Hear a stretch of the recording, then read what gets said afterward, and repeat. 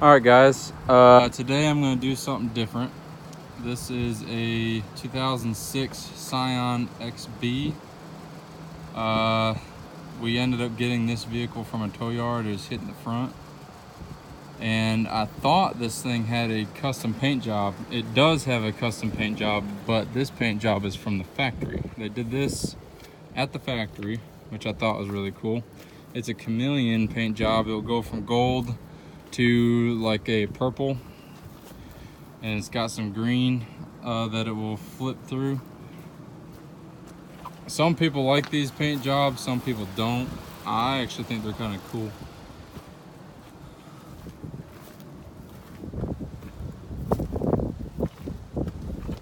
Yeah, see there, that's a good example there, how it's going to gold and then it will go to purple. I thought this was a custom paint job, but turns out it's from the factory. And the reason I know that is because it's just too good to be someone painting. They did all the door jambs under the hood. I mean, most of the time when someone does a job like this, they don't even bother doing inside the jambs. They'll just do the outside. It'd be too much work.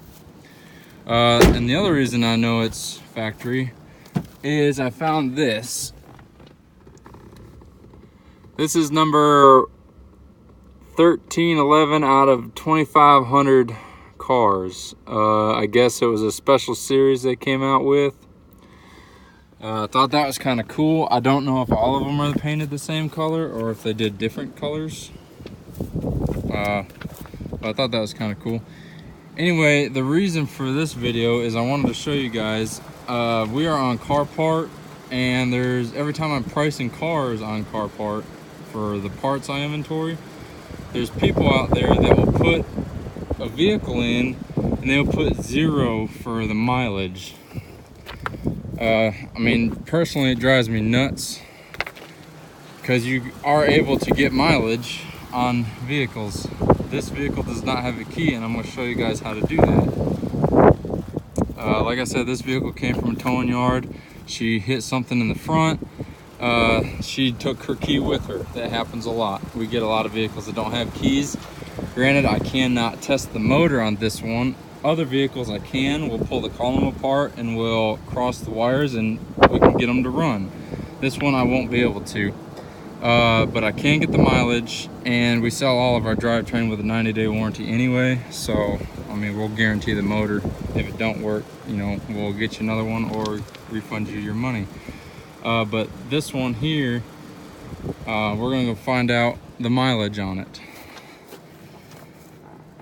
I have power hooked to the battery from my jumper truck over there, and I got the test lead retractors here.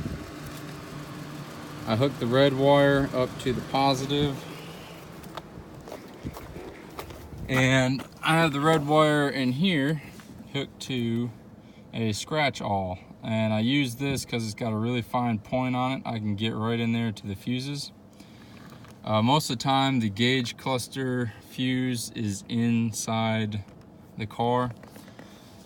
Now what you can do, I've already stabbed these, so I know which one it is, but I had to stab all of these because the fuse for the gauge cluster is missing.